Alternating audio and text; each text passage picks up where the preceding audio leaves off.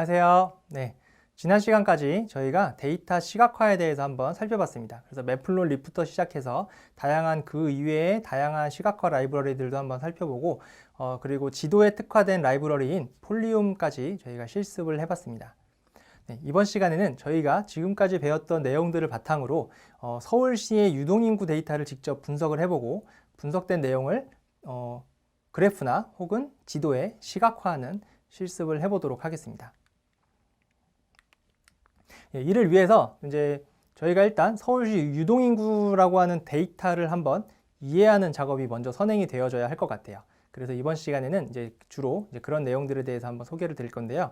첫 번째는 우리가 서울시 유동인구 데이터를 제가 서울시 공공데이터 포털에서 가지고 왔습니다. 그래서 서울시 공공데이터 데이터 광장이라고 하는 곳에 대해서 간단하게 설명을 드리고 거기에서 제공해주는 API라고 하는 기능이 있는데 그런 API가 뭔지 그리고 API를 통해서 데이터를 가져오는 방식 이런 것들에 대해서 한번 소개를 드리도록 하겠습니다. 그리고 API를 통해서 데이터를 가지고 올 때 그게 보통은 JSON 포맷으로 데이터를 가지고 오게 되는데 그런 JSON 포맷이라고 하는 건 뭔지 이제 간단하게 한번 소개를 하도록 하겠습니다. 그다음에 두 번째로는 이제 서울시 유동인구 데이터를 소개를 드릴 거고요. 이러한 서울시 유동인구 데이터를 소개를 드리고 그 다음에 이 각각의 내가 가지고 온 데이터를 탐색을 하는 과정을 거치도록 하겠습니다. 네, 저희가 이제 지난번까지는 데이터 탐색이라고 하는 과정을 많이 거치진 않았는데요. 원래는 데이터를 분석함에 있어서 이 데이터 탐색이라고 하는 과정은 굉장히 중요합니다. 왜냐하면 우리가 어떤 데이터가 있고 그 데이터를 통해서 뭔가 분석 결과를 통해서 인사이트를 도출을 하기 위해서는 이 데이터라고 하는 자체를 굉장히 잘 이해를 하셔야 돼요. 그죠? 데이터를 잘 이해해야지만 거기에서 인사이트를 얻을 수가 있는 겁니다. 잘못된 이해를 하게 되면 데이터에 대해서 잘못 이해하게 되면 잘못된 결과를 도출을 하게 되죠. 그렇기 때문에 내가 가지고 온 내가 지금 분석하고자 하는 대상 데이터를 잘 이해하는 과정이 필요한데 그 이해하는 과정을 데이터 탐색이라고 보시면 됩니다.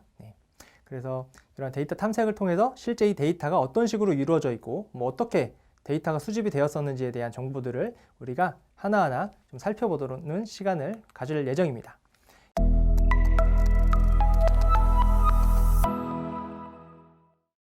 그래서 첫 번째로는 서울시 공공데이터 API를 활용하고 그렇게 API를 활용해서 가지고 온 JSON 데이터는 어떤 건지에 대해서 한번 소개를 드리도록 하겠습니다. 서울 데이터 광장이라고 하는 사이트가 있어요. 여러분들이 아마 공공 데이터 포털, data.go.kr이라고 하는 사이트들은 여러분들이 많이 아실 수도 있는데 이제 서울시에서 또 운영하고 있는 서울 데이터 광장이라고 하는 이제 공공 데이터 제공해주는 그러한 포털도 하나 더 있습니다. 그래서 여기에는 이제 서울시와 그다음에 서울시와 연계된 기관들이 이제 공공으로 공개한 데이터를 제공을 해주고 있습니다. 네, 데이터를 제공해주는 방법은 크게 한 두 가지 정도라고 보시면 되는데요. 첫 번째로는 가장 쉬운 방법이죠. 파일을 다운로드해오는 방법이에요. 그래서 CSV 파일로도 다운받을 수도 있고 엑셀이나 한글 파일 같은 것들로 데이터를 다운로드 받을 수 있는 그런 기능도 이제 기본적으로 제공을 하고요. 두 번째로는 API라고 하는 방식으로 데이터를 제공을 해주게 됩니다.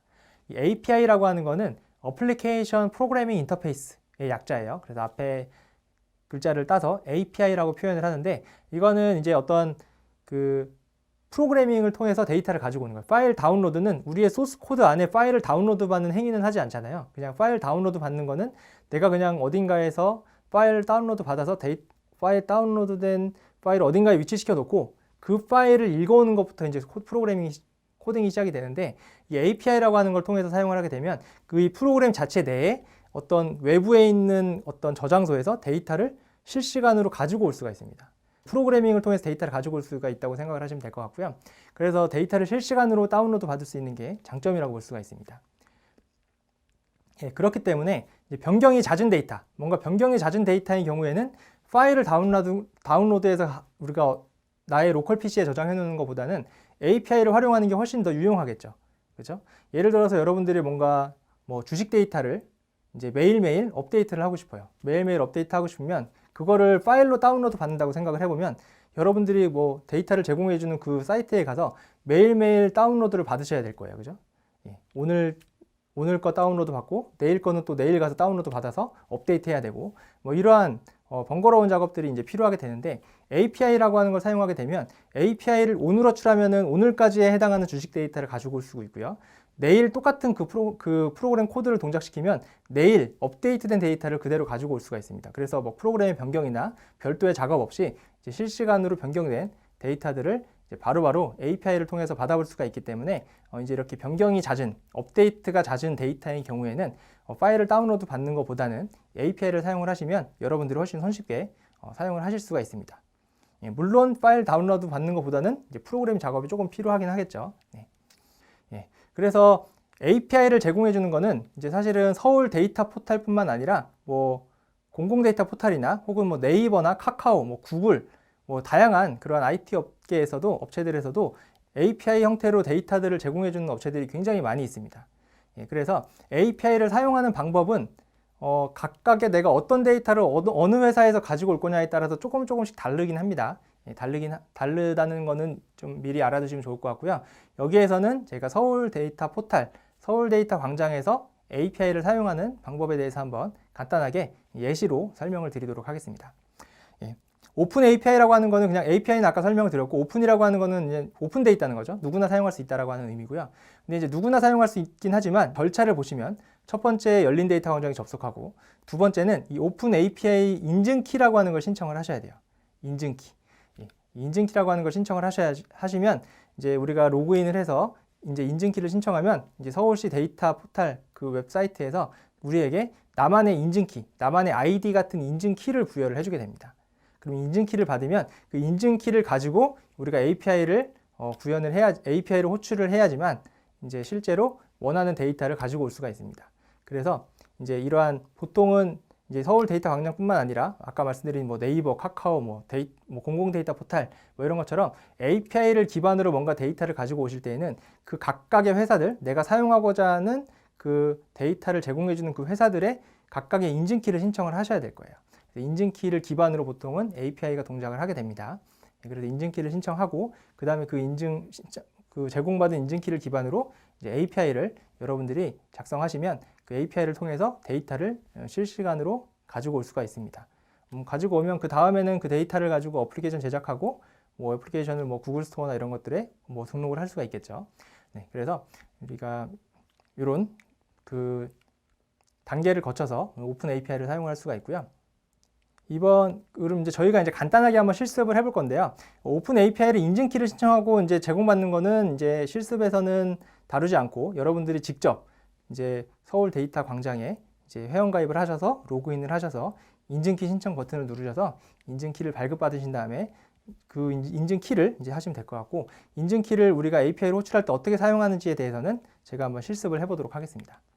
우리가 이제 한번 간단하게 실습을 해볼 거는 서울시 우리마을 가게 상권 분석 서비스라고 하는 게 있는데, 여기에서 제공해주는 API를 통해서 우리가 실제로 저 상권 분석 데이터를 이렇게 실시간으로 가지고 오는 그런 실습을 한번 해보도록 하겠습니다.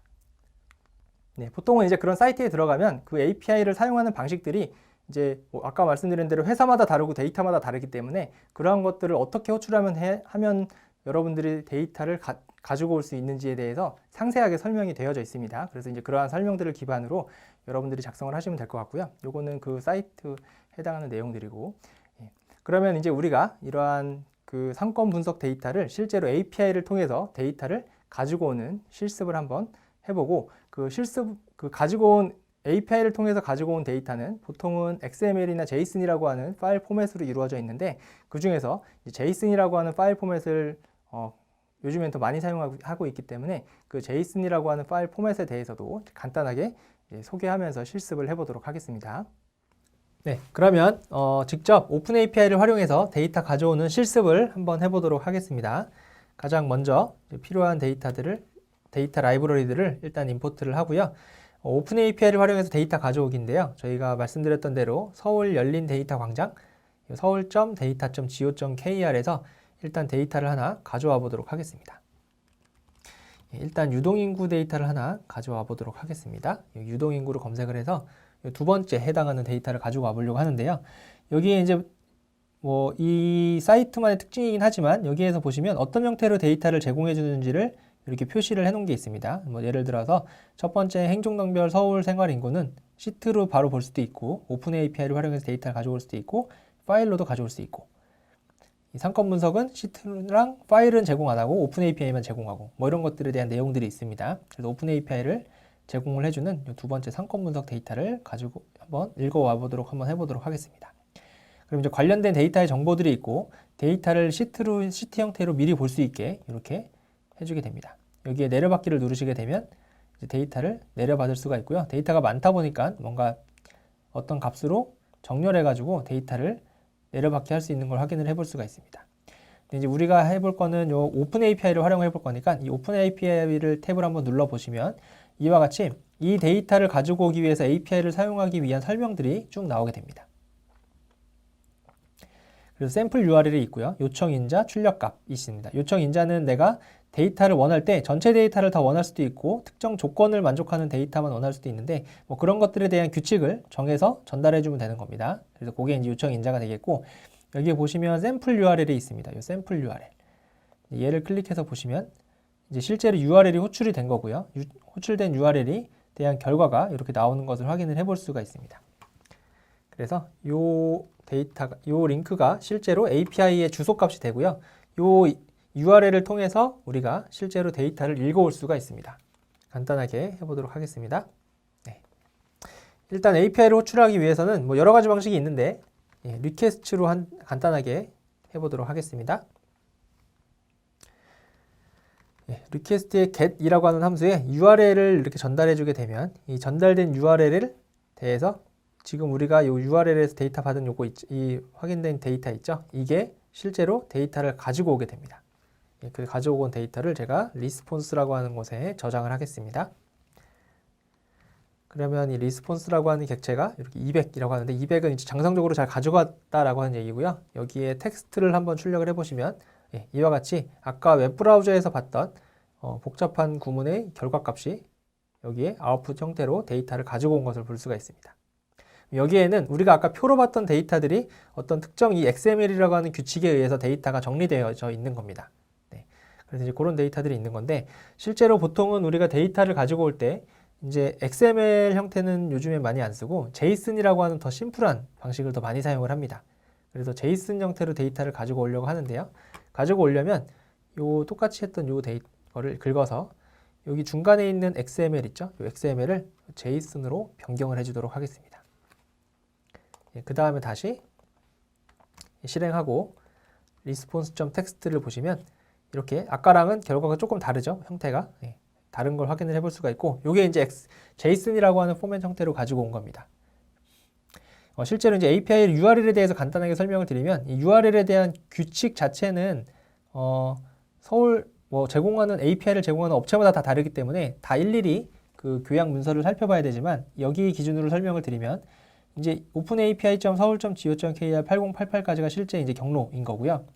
두 번째 인자로 있는 이 샘플이라고 하는 게 그 인증받은 API 키입니다. 여기서는 이제 샘플링에서 그냥 실제로 간단하게 샘플 데이터를 제공해주기 위한 인증 키인 거고 실제로 여러분들이 데이터를 막 주기적으로 잘 받아오려면 인증 키를 받아서 그 인증 키를 여기다가 넣어주시면 됩니다. 샘플 대신에. 그리고 JSON은 실제 리턴 되는 데이터 타입, XML이랑 JSON 둘 중에 하나를 선택하시면 되고요. 이거는 이제 데이터에 대한 ID 값이라고 보시면 되겠습니다. 1페이지부터 5페이지까지 가지고 와라 라고 하는 내용이고 요런 지금 제가 설명드린 내용들은 여기에 다 써 있는 겁니다. 여기 키는 API 키고 XML이냐 JSON이냐 그 다음에 서비스의 ID, 서비스명 그 다음에 요청 시작 위치와 종료 위치 뭐 이런 것들이 있죠. 이런 것들을 통해서 우리가 API를 실행을 해서 볼 수가 있습니다. 그럼 일단 JSON에 대해서 간단하게 설명을 드리면 JSON은 자바스크립트 오브젝트 노테이션이라고 하는 것의 약자입니다. 쉽게 생각하면은 키와 밸류, 키와 값으로 이루어진 데이터의 객체를 의미하는데요. 이 키와 값의 쌍으로 이루어져 있는 데이터 객체니까 우리가 쉽게 생각하는 파이썬의 사전 타입, 데이터 타입과 동일하다고 생각을 하시면 되겠습니다. 실제로 이 리스폰스 객체 결과를 봐도 중괄호로 시작되죠. 중괄호로 시작되고 요 VWSM이라고 하는 서비스 명이 아이디고 이게 키가 되고 콜론이 들어가서 나머지 뒤에가 다 밸류인 거예요. 그런 식으로 이제 실제로 데이터가 구성되어져 있는 것을 알 수가 있습니다. 그래서 사전 타입과 동일하다고 생각하시면 되고요. 근데 이제 이 response.txt는 우리가 타입을 쳐보면 실제 이 데이터 타입 자체는 스트링입니다. 스트링이기 때문에 이 스트링을 이제 JSON 형태로 파싱, 이 JSON 포맷이니까 JSON 포맷을 파싱해서 이제 사전 타입으로 변환해 주면 우리가 사용하기가 편해야겠죠. 스트링보다는 JSON으로 사전 타입으로 파싱이 돼 있으면 키와 밸류의 쌍으로 이루어져 있으니까 내가 특정 원하는 정보를 키값을 통해서 얻어올 수도 있고 여러 가지 기능들을 활용할 수가 있기 때문에 이 JSON 텍스트를 사전 타입으로 읽어오기 이제 주로 많이 하게 되겠죠. 요거를 하는 게 우리가 import JSON 하고요. JSON.load라고 하는 함수를 써서 response.텍스트를 이렇게 인자로 주게 되면 이 스트링 타입의 데이터를 JSON으로 해석을 해서 사전 타입의 데이터로 전달을 해주게 됩니다. 전달을 해주게 되면 실제로 우리가 데이터를 출력을 해보면 아까랑 보다는 조금 낫죠. 뭔가 이렇게 엔터 처리된 그 줄바꿈 현상이 있긴 하지만 이제 눈으로만 봤을 때는 크게 차이 난다지만 실제로 얘 타입을 보시면 얘는 사전 타입으로 정의가 된 것을 확인을 해볼 수가 있습니다. 그러면 사전 타입으로 정의가 되어 있으면 우리가 내가 원하는 정보를 얻어올 수 있죠. 예를 들어서 아까 VW 요 키값을 선택을 하면 그 키에 해당하는 정보를 가지고 올 수 있고요. 그 중에서도 내가 저 로우를 갖고 오고 싶다라고 하면 로우를 이렇게 가지고 올 수 있고요.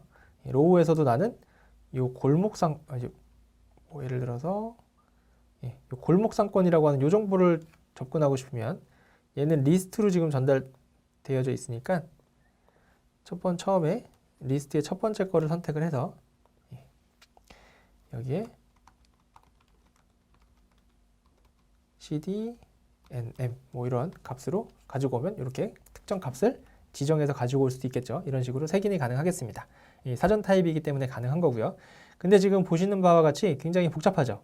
뭔가 이거에 대한 하이어러키, 구조를 잘 알아야 되는데 그냥 눈으로만 봐서는 사실 쉽지가 않습니다. 그래서 보통은 JSON 파일을 우리가 이제 눈으로만 보기는 어렵고 얘를 파싱해서 손쉽게 볼 수 있게 해주는 온라인 툴들이 많이 있는데 JSON 온라인 에디터라고 하는 게 있습니다. 그래서 여기에서 우리가 아까 위에서 봤던 이 데이터 있죠?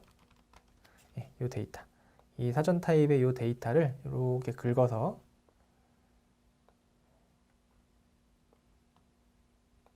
이렇게 긁어서 컨트롤 C 한 다음에 여기다가 이렇게 넣어준 다음에 카피를 하게 되면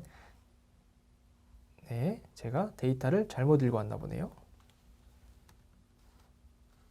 잘못 읽어 오면 이렇게 X표가 뜨면서 JSON 포맷에 맞지 않다라고 이렇게 나오게 됩니다.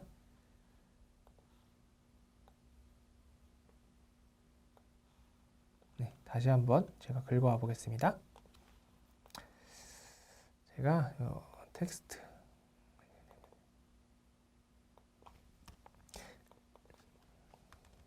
response.를 다시 한번 이렇게 읽어와 보도록 하겠습니다.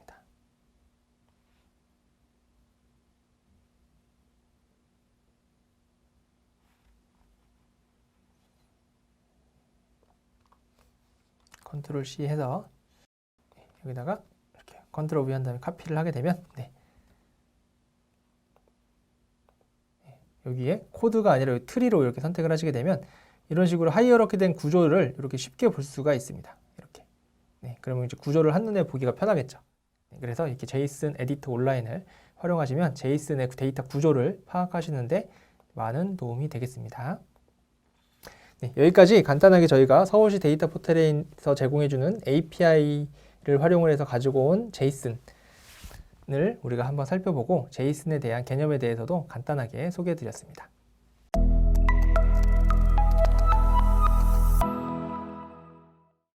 그러면 이번에는 서울시 유동인구 데이터를 이제 본격적으로 한번 분석을 해보기 전에 이제 서울시 유동인구 데이터에 대해서 간단하게 소개를 드리고 그 데이터의 특성을 탐색하는 것을 실습을 해보도록 하겠습니다. 우선 간단하게 데이터를 소개를 드리면 크게 여기에서는 두 가지 데이터를 사용을 할 거예요. 서울시 유동인구 데이터라고 하는 거는 서울시에서 이제 어떤 지점이 있어요. 서울시의 그 25개 구에 쭉 이렇게 있는 그런 지점들이 이제 한 1000군데가 넘게 있는데 그 1000군데 넘는 그 지점에서 그 시간대별로 이렇게 조사한 유동인구 수를 체크해가지고 유동인구 수를 통계치 낸 데이터입니다. 그래서 저희가 크게 두 가지 데이터를 사용을 할 건데요. 첫 번째는 조사 지점 데이터예요.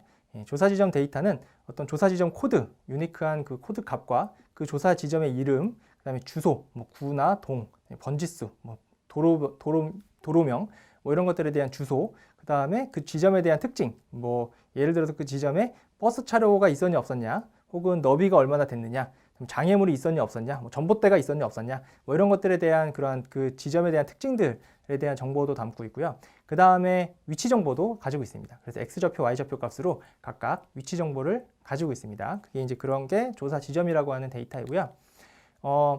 유동인구 기본이라고 하는 데이터에는 아까 말씀드렸던 것처럼 각각의 조사 지점에서 이제 시간대별로 이제 조사한 유동인구 수를 이제 가지고 있습니다. 그래서 지점별, 뭐 요일별, 시간대별 유동인구 수를 가지고 있습니다. 조사 요일은 뭐 월요일부터 한 토요일 정도까지 있고요. 시간대는 1시간 단위의 시간대로 이제 우리가 유동인구 수를 이제 가지고 있는 그런 데이터가 되겠습니다.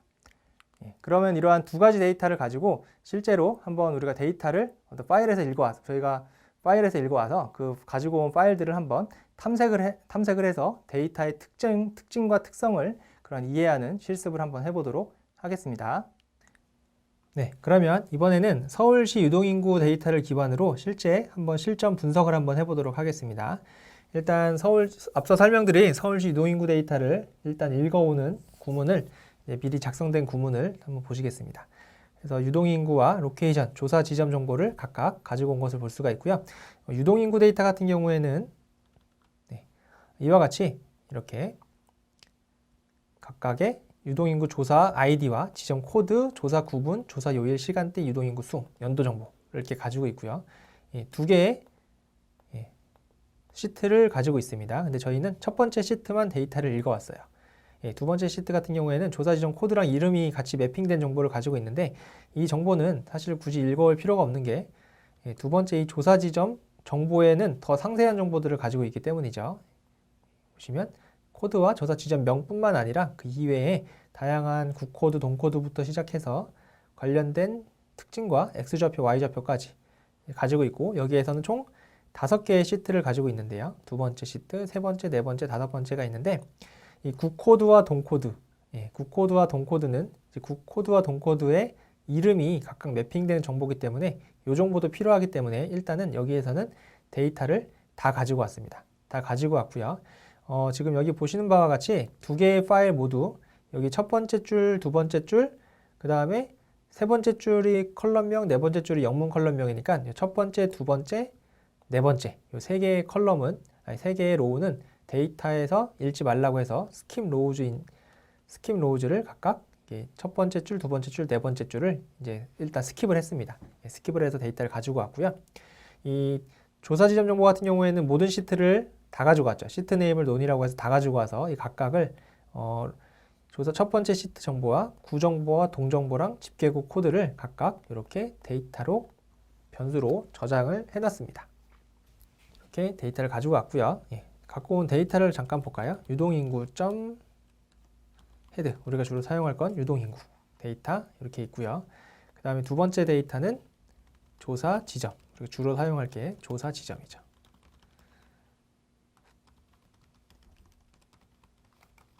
이렇게 이제 두 가지 데이터를 저희가 주로 살펴보겠습니다. 그럼 일단 데이터는 읽어왔으니까 데이터의 탐색을 한번 해보도록 하겠습니다. 일단 유동인구 데이터를 먼저 탐색을 좀 해보도록 하겠습니다. 일단 유동인구 탐색할 때 제가 자주 활용하는 방법은 이 인포 함수를 잠깐 보는 겁니다. 그러면 이 데이터 프레임에 대한 인포 정보가 나오고요. 총 102,956건의 이제 조사 정보가 있고요. 총 7개의 컬럼을 가지고 있습니다. 그리고 이 난널 밸류가 모두 102906이니까 전체 데이터 개수와 동일하니까 이제 누락된 데이터는 없는 걸 확인을 해볼 수가 있고 각각의 컬럼별로 데이터 타입들도 이제 확인을 해볼 수가 있습니다. 그래서 전체적인 컬럼의 개수나 컬럼의 데이터 타입 그리고 뭐 전체 데이터들 중에 누락된 값이 있는지 없는지 이런 것들을 저희가 인포 함수를 통해서 이제 간단하게 확인을 해볼 수가 있고요. 두 번째로는 이제 우리가 뭐 아이디 인구 조사는 아이디 값이니까 의미가 없고 조사 지점 코드도 유일하니까 별로 의미가 없는데 여기 조사 구분, 조사 요일, 시간대 이런 것들은 어떤 식으로 구성이 되어져 있는지를 확인해 볼 필요가 있겠습니다. 그죠? 네, 그래서 일단은 확인을 해봐야겠죠. 이 유동 인구의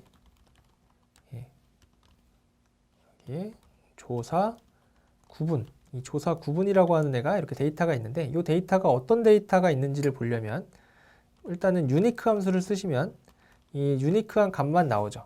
총 4가지의 값이 있어요. 지하철, 북촌, 본조사, 계절 요인 조사 이렇게 4가지가 있는데 이렇게 보는 것도 좋지만 제가 주로 쓰는 방법은 유니크보다는 밸류 카운트를 쓰시면 더 많은 정보를 볼 수가 있습니다. 유니크한 값의 유니크한 값뿐만 아니라 그 값이 총 몇 번 나왔는지에 대한 정보도 이제 함께 볼 수가 있죠. 그래서 이 정보를 한번 보면은 본조사가 대부분이고 계절 요인 조사, 지하철, 북촌이라고 하는 요인 조사 구분이 있습니다. 그리고 마찬가지로 조사 요일과 시간대도 각각 요 변수를 한번 실행을 해보기 위해서 우리가 일단 하나의 구문으로 만들기 위해서 컬럼즈에 여기에다가 각각의 3개의 컬럼, 내가 지금 이 밸류 카운트를 실행해서 보고자 하는 3개의 컬럼을 각각 이렇게 나열하고 얘를 루프문으로 돌려서 한 번에 해보도록 하겠습니다. 컬럼즈를 루프문을 돌면서 이 콜이 여기에 이렇게 들어오면 되겠죠. 그죠? 네. 그 다음에 중간에 이런 글자를 하나 이렇게 넣어주시게 되면 네. 프린트를 안 해서 그렇습니다. 프린트. 이렇게 하시게 되면 네, 나오죠. 그래서 조사 구분은 이렇게 생겼고 조사 요일은 이렇게 생겼고 조사 요일 시간대 날짜는 이렇게 생겼고 시간대는 이렇게 생겼다라고 하는 걸 알 수가 있습니다. 그래서 본조사가 대부분인 걸 알 수가 있고 이제 요일 정보 같은 경우에도 일요일이 일단 없고요. 그죠? 일요일이 없고 나머지는 비슷비슷한데 목요일이 좀 적은 걸 확인을 해볼 수가 있고요. 주말에 금토가 상대적으로 많은 것도 확인을 해볼 수가 있네요. 그래서 이런 것들이 이제 실제로 본조사가 뭐고 계절 요인 조사가 뭐고 이런 것들을 상세하게 알고 실제로 문서를 제공해 준 곳에서 이런 것들을 주면 좋은데 이게 서울시 데이터 포털에서 그런 것들이 많지가 않아서 일단은 제가 몇 가지 이제 시행착오 끝에 이제 조사 구분은 본조사로 하는 게 데이터가 깔끔해진다는 것을 파악을 했어요. 그래서 조사 구분이 본조사인 데이터만 선택을 할 겁니다. 그러면 유동 인구의 조사 구분이 본조사인 데이터만 선택을 하면 되겠죠. 네. 요거를 조건 색인으로 이렇게 넣어주고요. 얘를 다시 유동 인구로 저장하도록 하겠습니다. 네. 그 상태에서 다시 요 위에 있던 요 구문을 다시 한번 실행을 해보시면 본조사만 남아 있고요. 요일도 이제 어느 정도 정확하게 좀 돼 있는 것을 확인을 해볼 수가 있죠. 그리고 시간대별로도 항상 균등하게 개수가 있는 것도 확인해 볼 수가 있고요. 요일이 약간 애매한 게 지금 목요일이 조금 애매하네요. 목요일이 애매한데 이 목요일과 화요일을 더하면 다 17,178건이 또 동일하게 됩니다. 일요일을 제외한 나머지 요일에 대해서. 그래서 약간 합리적인 의심으로 이제 목요일이 이제 잘못된 오타라고 가정하겠습니다. 그래서 이 목요일 데이터는 목요일 정보를 화요일로 변경하겠습니다. 오기입됐다고 가정을 하겠습니다. 네. 그러면 일단 이 유동인구에 이걸 하기 위해서는 유동인구에 조사 요일 있죠? 조사 요일 데이터. 여기 데이터에서 화요일이라고 하는 데이터를 목요일로 바꾸면 되는 거죠. 그러면 우리가 그때 사용하는 게 replace 인자값에다가 화요일 첫 번째 인자값으로 내가 변경하고자 하는 값과 이렇게 하면 되겠습니다. 잠시만요. 제가 헷갈렸나? 목요일 데이터를 화요일로 바꿔야 되죠? 네. 거꾸로 얘기한 것 같네요. 목요일 데이터를 화요일로 바꿔주면 되겠습니다.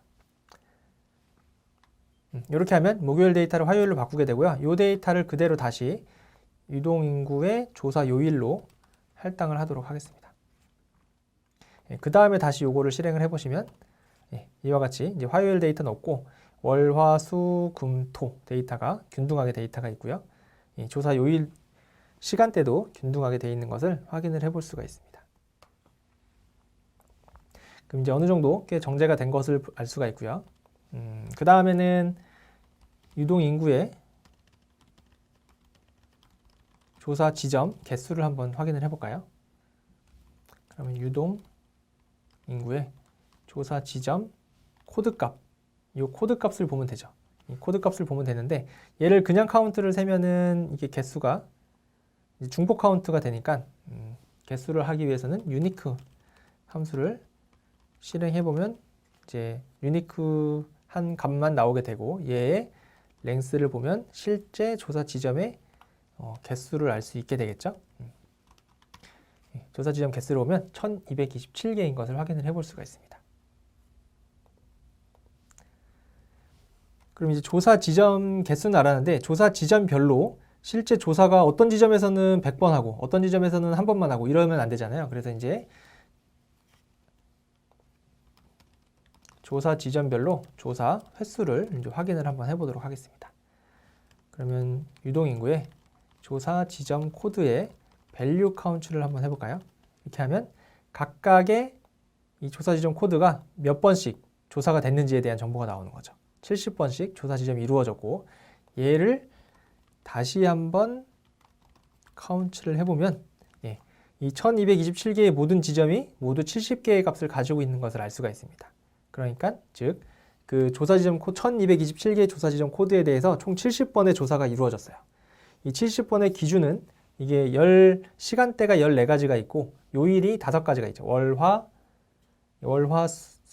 수, 금, 토 이렇게 5가지가 있으니까 조사 요일대별로 시간대별로 그러니까 14 곱하기 5 해서 총 70번이 각각의 조사 지점별로 균등하게 이루어진 것도 확인을 해볼 수가 있습니다. 그러면 이번에는 우리가 조사 지점 코드, 조사 지점 데이터도 한번 탐색을 해보도록 하겠습니다.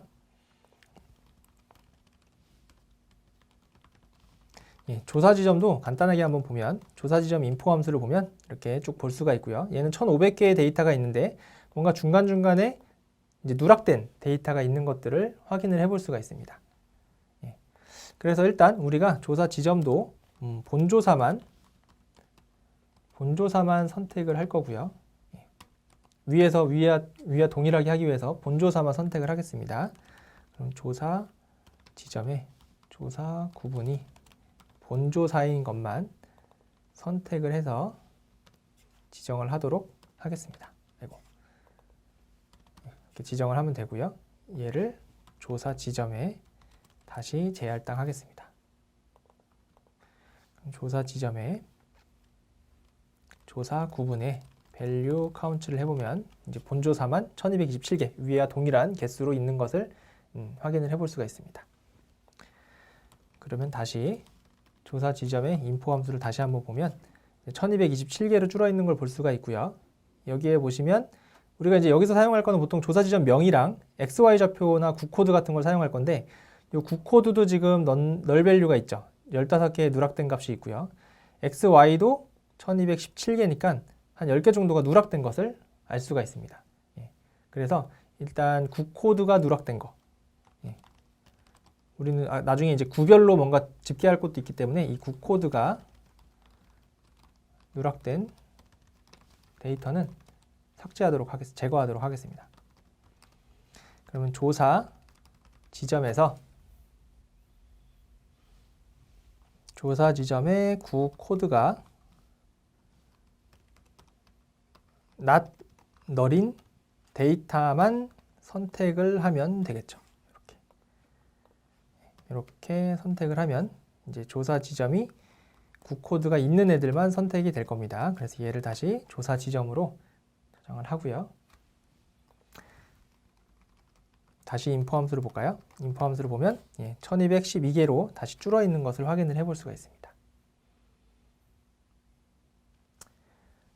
그래서 이 정도까지 이제 저희가 간단하게 탐색을 하면서 약간의 전처리를 수행을 했고요. 이제 필요한 컬럼만 우리가 사용할 컬럼만 조사 지점에서 선택을 하겠습니다. 우리가 지금 필요로 하는 컬럼은 조사 지점에서 어떤 컬럼을 선택을 할 건지 나열을 할 건데요. 일단 기본적으로는 조사 지점 코드가 일단 필요하고요. 왜냐하면 유동인구랑 합쳐야 되니까. 그 다음에 조사 지점 명 필요하고요. 국코드 필요하고요. 동코드 필요하고요. X좌표, Y좌표, 맵에 표현할 X좌표, Y좌표가 필요합니다. 이 정도만 가지고 오도록, 조사 구분도 갖고 갈까요? 조사 구분은 필요 없네요. 예. 이 정도만 선택을 해서 조사 지점으로 이렇게 할당을 하도록 하겠습니다.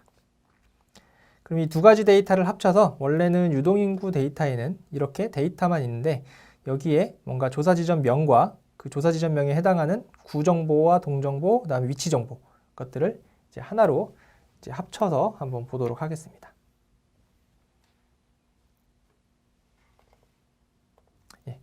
그러면 일단 두 개의 데이터를 합칠 건데 조사 지점 코드라고 하는 공통된 컬럼으로 합칠 거죠. 그래서 그렇기 때문에 pd.merge를 쓰도록 하겠습니다. 유동인구와 조사 지점을 각각 합칠 거예요. 우리가 원래는 on이라고 하는 인자로 조사 지점 코드를 넣어주시면 되는데 둘 다 공통된 컬럼을 가지고 있기 때문에 on이라고 하는 컬럼을 주지 않아도 자연스레 그걸로 머지를 하게 될 겁니다. 그래서 이거를 제가 최종 데이터라고 저장을 하겠습니다.